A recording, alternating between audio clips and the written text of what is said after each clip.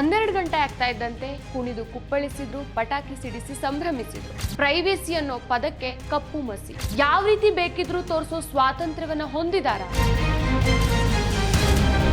ಕ್ಯಾಮ್ರಾಗಳನ್ನ ಹೇಗ್ ಬೇಕೋ ಹಾಗೆ ಯೂಸ್ ಮಾಡೋ ಸ್ವಾತಂತ್ರ್ಯ ನಿಮ್ಗಿಲ್ಲ. ಇದೇನಾ ಸಂಸ್ಕೃತಿ ಅಂತ ತಮ್ನೇಲ್ ಬೇರೆ. ನಮಸ್ಕಾರ, ಈ ದಿನ .comಗೆ ಸ್ವಾಗತ. ನಾನು ವಿಷಯ ಪವಿತ್ರ. 2024ಕ್ಕೆ ವಿದಾಯ ಹೇಳಿ 2025ರ ವರ್ಷವನ್ನ ಸ್ವಾಗತಿಸೋ ಸಂಭ್ರಮದ ಕ್ಷಣ. ಪ್ರತಿ ವರ್ಷ ಹೊಸ ವರ್ಷ ಅಂದ್ರೇನೆ ಸಡಗರ ಮನೆ ಮಾಡಿರುತ್ತೆ. ಇದು ಬರೀ ಕ್ಯಾಲೆಂಡರ್ ಅನ್ನ ತಿರುವಿ ಹಾಕೋ ದಿನ ಅಲ್ಲ, ಅದರಿಂದ ಆಚೆಗೂ ಸಾಕಷ್ಟು ವಿಷಯಗಳಿದೆ. ಸೊ ಇದೇ ಕಾರಣಕ್ಕೆ ಹೊಸ ವರ್ಷಕ್ಕೆ ಅದರದ್ದೇ ಆದ ಮಹತ್ವ ಇದೆ. ಜನವರಿ 1 ಬರೀ ಹೊಸ ವರ್ಷದ ಆರಂಭ ಅಲ್ಲ, ನಾವು ಕೂಡ ಹೊಸ ಚೈತನ್ಯ, ಹೊಸ ಹುರುಪು, ಹೊಸ ಗುರಿಗಳೊಂದಿಗೆ ಹೆಜ್ಜೆ ಇಡುವಂತೆ ಮಾಡುವಂತ ಕ್ಷಣ. ನ್ಯೂ ಇಯರ್ ಸೆಲೆಬ್ರೇಷನ್ ಈಗಾಗಲೇ ಜೋರಾಗಿ ಎಲ್ಲಾ ಕಡೆ ನಡೆದಿದೆ. ಅದರಲ್ಲೂ ಬೆಂಗಳೂರಿನ ಬ್ರಿಗೇಡ್ ರೋಡ್, MG ರೋಡ್ ಅಲ್ಲಂತೂ ಸಖತ್ತಾಗಿ ನ್ಯೂ ಇಯರ್ ಅನ್ನ ವೆಲ್ಕಮ್ ಮಾಡಿದ್ದಾರೆ.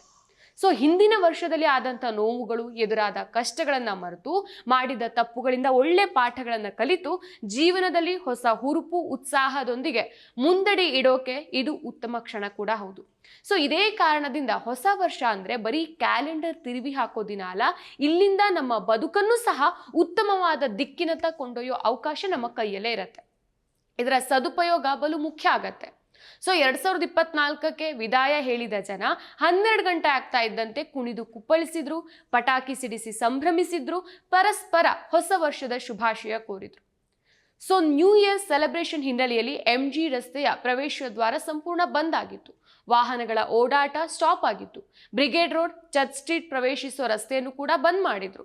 ಸೊ ಸಾರ್ವಜನಿಕರ ಓಡಾಟಕ್ಕೆ ಮಾತ್ರ ಅವಕಾಶ ಇತ್ತು. ಹೀಗಾಗಿ MG ರೋಡಲ್ಲಿ ನೂಕುನುಗ್ಗಲು ಸಹ ಉಂಟಾಗಿತ್ತು. ಈ ವೇಳೆ ಜನರನ್ನ ನಿಯಂತ್ರಿಸೋಕೆ ಅಲ್ಲಲ್ಲಿ ಪೊಲೀಸರು ಸಹ ಎಂಟ್ರಿ ಕೊಡ್ತಾ ಇದ್ರು. ಈ ವೇಳೆ ಎಥಿಕ್ಸ್ ಇಲ್ಲದೆ ಇರೋ, ಮಾನ ಮರ್ಯಾದೆನ ಹರಾಜಿಗೆ ಇಟ್ಟಿರೋ, ತಲೆ ಮೇನ್ ತಲೆ ಬೀಳಿ ನಮಗೆ TRP ಮುಖ್ಯ ಅಂತ TRP ಗುಂಗಲ್ಲೇ ತೇಲ್ತಾ ಇರೋ ಮಾಧ್ಯಮಗಳು ನ್ಯೂ ಇಯರ್ ದಿನ ಏನೆಲ್ಲ ಆಯ್ತು ಅಂತ ತೋರಿಸಿರೋ ವಿಡಿಯೋಗಳನ್ನ ನೋಡಿದ್ರೆ ಗೊತ್ತಾಗತ್ತೆ ನಮ್ಮಲ್ಲಿ ಪೂಜನೀಯ ಭಾವದಿಂದ ನೋಡೋ ಹೆಣ್ಣಿಗೆ ಮರ್ಯಾದೆ ಕೊಡೋದಿಲ್ಲ ಅಂತ. ನೀವೇ ಒಮ್ಮೆ ಗಮನಿಸಿ, ನಮ್ಮಲ್ಲಿ ನದಿಯನ್ನ ದೇವತೆಗೆ ಹೋಲಿಸ್ತಾರೆ, ಅಂದ್ರೆ ಒಂದು ಹೆಣ್ಣಿಗೆ ಹೋಲಿಸ್ತಾರೆ. ಅದೇ ನದಿ ಜೊತೆ ನಡ್ಕೊಳ್ಳೋ ರೀತಿ ನೋಡಿ. ಇನ್ನು ಪ್ರಕೃತಿಯನ್ನು ಕೂಡ ನಾವು ದೇವಿಗೆ ಹೋಲಿಸ್ತೇವೆ, ಆದ್ರೆ ಅದೇ ಪ್ರಕೃತಿಗೆ ಕೊಡೋ ಹಿಂಸೆ ಒಂದೆರಡಲ್ಲ. ಇನ್ನು ಹೆಣ್ಣನ್ನ ಪೂಜನೀಯ ಭಾವದಿಂದ ನೋಡ್ತಾರೆ. ಸಂಸ್ಕೃತಿಗೆ ಹೇಳು ಮಾಡಿಸಿದ ನಾಡು ಭಾರತ ಅಂತ ಹೇಳ್ತಾರೆ. ಆದ್ರೆ ಅದೇ ಹೆಣ್ಣಿಗೆ ಉಸಿರು ಗಟ್ಟಿಸಿ ಸಾಯೋ ರೇಂಜಿಗೆ ಹಿಂಸೆ ಕೊಡ್ತಾರೆ. ಹೆಣ್ಣನ್ನ ಪೂಜನೀಯ ಭಾವದಿಂದ ನೋಡ್ಬೇಕು ಅನ್ನೋ ಸೋ ಕಾಲ್ಡ್ ಸಂಘ ಸಂಸ್ಥೆಗಳು, ಹೇಳದ ಹಾಗೆ ಮಾಡೋ ಮೀಡಿಯಾಗಳು ಇಷ್ಟು ಚೀಪಾಗಿ ಬಿಹೇವ್ ಮಾಡಿದ್ರೂ ಕೂಡ ಯಾಕೆ ಈ ಸೋ ಕಾಲ್ಡ್ ಸಂಸ್ಥೆಗಳು ಮಾತೇ ಆಡೋದಿಲ್ಲ ಅಂತ. ಸೊ ನೀವು ಕೂಡ ನ್ಯೂಸ್ ಚಾನೆಲ್ಗಳಲ್ಲಿ ನೋಡಿರ್ಬೋದು, ಯೂಟ್ಯೂಬ್ಗಳಲ್ಲಿ ಇದೇ ನ್ಯೂಸ್ ಚಾನೆಲ್ಸ್ಗಳು ಇದೇ ನ್ಯೂ ಇಯರ್ ದಿನ ಹೇಗೆಲ್ಲ ಏನೆಲ್ಲ ಆಯ್ತು ಅಂತ ತೋರಿಸೋ ವಿಡಿಯೋಗೆ ಕೊಟ್ಟಿರುವಂತ ತಮ್ನೇಲ್ ನೋಡಿ. ಇದೇನ ಸಭ್ಯತೆ, ಇದೇನ ಸಂಸ್ಕೃತಿ ಅಂತ. ಆದ್ರೆ ಒಬ್ಬರ ಪ್ರೈವೇಸಿಯನ್ನ ಈ ರೀತಿ ಕ್ಯಾಮ್ರಾದಲ್ಲಿ ಕ್ಯಾಪ್ಚರ್ ಮಾಡಿ ಅದನ್ನ TRPಗೋಸ್ಕರ ಹಾಕೋ ನಿಮ್ಗೆ ನಾಚಿಕೆನೇ ಆಗೋದಿಲ್ವಾ ಅಂತ. ನ್ಯೂ ಇಯರ್ ಸೆಲೆಬ್ರೇಷನ್ಗೆ ಸರ್ಕಾರನೇ ಪರ್ಮಿಷನ್ ಕೊಟ್ಟಿದೆ.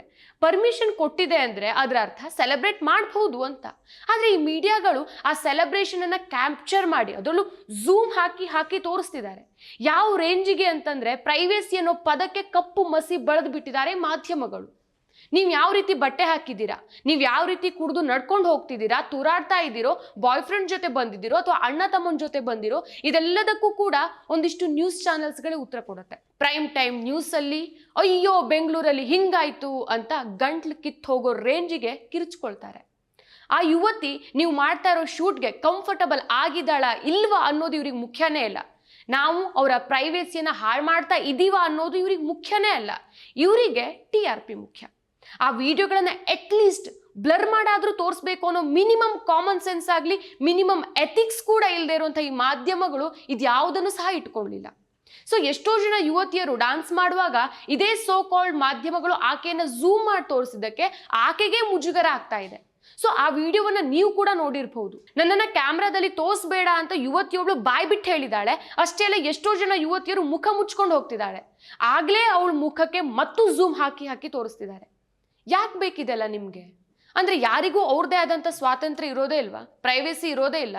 ಮಾಧ್ಯಮಗಳು ಯಾರನ್ನ ಯಾವ ರೀತಿ ಬೇಕಿದ್ರು ತೋರಿಸೋ ಸ್ವಾತಂತ್ರ್ಯವನ್ನ ಹೊಂದಿದಾರ? ಹಾಗಾದ್ರೆ ಮಾಧ್ಯಮಗಳಿಗೆ ಲಿಮಿಟೇಷನ್ ಅನ್ನೋದೇ ಇಲ್ವಾ? ಹಾಗಾದ್ರೆ ಈ ಎಲ್ಲ ಪ್ರಶ್ನೆಗಳು ಬರುತ್ತೆ.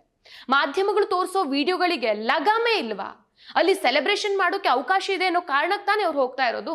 ನ್ಯೂ ಇಯರ್ ಎಂಜಾಯ್ ಮಾಡಬೇಕು ಅಂತ ಪರ್ಮಿಷನ್ ಇದ್ದಿದ್ದಕ್ಕೆ ತಾನೇ ಹೋಗ್ತಾ ಇರೋದು.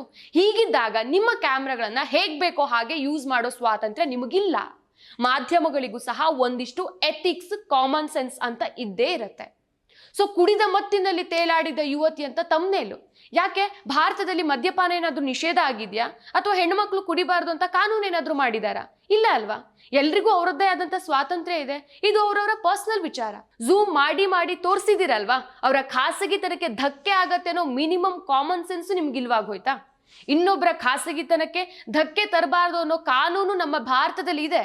ಇದು ಮಾಧ್ಯಮಗಳಿಗೆ ಗೊತ್ತಿಲ್ವಾ ಹಾಗಾದ್ರೆ, ಅಥವಾ ಅದನ್ನು ಬೇರೆಯವರು ನೆನಪಿಸ್ಬೇಕಾಗಿದ್ಯಾ? ಬೇರೆಯವರಿಗೆ ಕಾನೂನು ಪಾಲಿಸಿ ಅಂತ ಪ್ರೈಮ್ ಟೈಮಲ್ಲಿ ಹಾಕೊಂಡು ರುಬ್ತಿರಲ್ಲ, ಯಾಕೆ ನಿಮಗೆ ಕಾನೂನು ಮರ್ತೋಯ್ತಾ?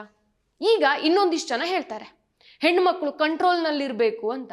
ನಮ್ಮ ದೇಶದ ಕಾನೂನೇ ಸ್ವಾತಂತ್ರ್ಯ ಕೊಟ್ಟಿದೆ. ಕಾನೂನಿಗಿಂತ ದೊಡ್ಡ ದೇವರು ಇಲ್ಲಿ ಯಾರೂ ಇಲ್ಲ. ಸೊ ಕಾನೂನೇ ಇಲ್ಲಿ ಎಂಜಾಯ್ ಮಾಡಬಹುದು, ಸೆಲೆಬ್ರೇಟ್ ಮಾಡಬಹುದು ಅಂತ ಹೇಳಿರುವಾಗ ಮಧ್ಯದಲ್ಲಿ ನಿಮ್ದೆಂತ ಸಮಸ್ಯೆ?